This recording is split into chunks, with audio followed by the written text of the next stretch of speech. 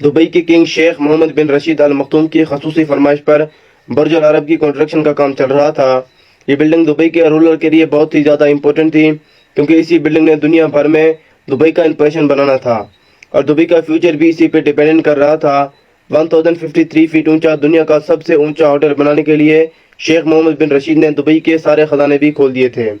उनको पैसों की परवाह नहीं थी, लेकिन जो चीज़ उनको चाहिए थी उसको हर कीमत पर कंप्लीट करना बहुत ही ज़्यादा ज़रूरी था। मसला ये नहीं था कि दुनिया का सबसे ऊंचा होटल बनवाना है, बल्कि मसला था ये ऊंचा तरीन होटल पानी पर बनवाना है। जी हाँ, कंस्ट्रक्शन टीम ने दिन रात एक करके दुबई के साहिल से 1300 फीट के फासले पर पत्थरों की मदद से पानी पर एक आइलैंड तो बना लिया, लेकिन जब वहाँ कंस्ट्रक्शन का काम होने वाला था तो एक ऐसा वाकया हुआ जिसने उनकी नींदें ही उड़ा दी। एक ताकतवर समुद्री तूफान आया जिसकी इंटेंसिटी इतनी ज़्यादा थी उसने आइलैंड के पत्थरों को भी हिला दिया था। जहाँ तूफानी लहरों ने आइलैंड को नुकसान पहुंचाया तो दूसरी तरफ दुबई की शाही महल में भी खौफ की लहर दौड़ गई। सबको यही लगने लगा कि जिन तूफानी लहरों ने सिर्फ आइलैंड को ही इतना नुकसान पहुंचाया है, वो बाद में बुर्ज अल अरब को कैसे छोड़ेंगी। आयर फैशनल आइलैंड पर दुनिया का सबसे ऊंचा होटल बनने का ख्वाब अब डूबता दिखाई दे रहा था। हर तरफ मायूसी फैल चुकी थी, कंस्ट्रक्शन का काम होल्ड पे जा चुका था। लेकिन तब भी एक इंजीनियर ने ऐसा सोल्यूशन पेश किया जिससे चाहे तूफान हो या फिर हरिकेन, आइलैंड फारोद बनकर खड़ा रहेगा। फ्रांस के आईफेल टावर से भी ऊंचा 321 मीटर लंबा यह दुनिया का सबसे ऊंचा होटल है, जिस पर $1 बिलियन यानी 7,500 करोड़ रुपयों का खर्चा हुआ था। मैन मेड आइलैंड ये दुनिया की सबसे पहली और ऊंची तरीन बिल्डिंग है और साथ ही सबसे ज्यादा लग्जरीज भी।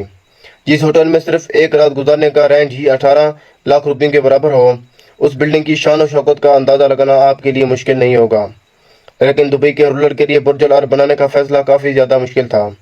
जी हाँ, 1915 में दुबई मछलियों का गढ़ हुआ करता था।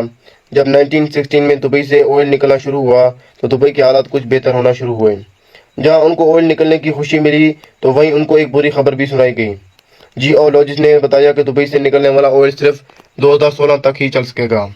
इन दुबई के पास सिर्फ 2016 तक का टाइम था, उसके बाद उनके सर्वाइवल का कोई चारा नहीं था। शेख मोहम्मद बिन रशीद चाहते थे कि दुबई को एक टूरिस्ट स्पॉट बनाया जाए, लेकिन ये मुमकिन कैसे होता, क्योंकि इस वक्त दुबई के पास सिर्फ 3 एसेट थे, सन, सी और सैंड। भला इस कड़कती गर्मी में कोई क्यों दुबई आने वाला था। टूरिस्ट को अट्रैक्ट करने के लिए ज़रूरी था कि टूरिस्ट स्पॉट बनाया जाए, और यही वो स्पॉट था जिसका ख्वाब मोहम्मद बिन रशीद ने देखा था। इन दुबई को सहरा में एक ऐसा प्ले ग्राउंड बनाने का प्लान किया गया था जहां सिर्फ अमीरों को खेलने की परमिशन दी जाएगी। ये सब इतना आसान होने वाला नहीं था।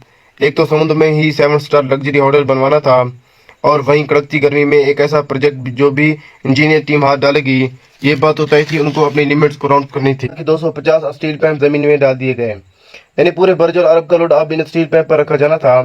स्टील पैप डालने के बाद कंक्रीट डालकर एक सॉलिड फाउंडेशन तैयार कर ली गई। नाज़रीन, बुर्ज अल अरब की कंस्ट्रक्शन का काम बिल्कुल दी एंडिंग पर था जब दुबई की शेख ने फरमाइश की कि इसमें एक ऐसा रेस्टोरेंट भी चाहिए जो हवा में फ्लोट करता दिखाई दे। ये फरमाइश इंजीनियर के गले आ गई। फ्लोटिंग रेस्टोरेंट बनाने के लिए पहले से ही उसकी सपोर्ट बनना जरूरी थी। शेख तो फरमाइश करके चले गए। अब ना ही आर्कियोलॉजिस्ट को मना करने की हिम्मत थी और ना ही इनके पास कोई सोल्यूशन था। आगे जो हुआ आप जान सकेंगे पार्ट 2 में।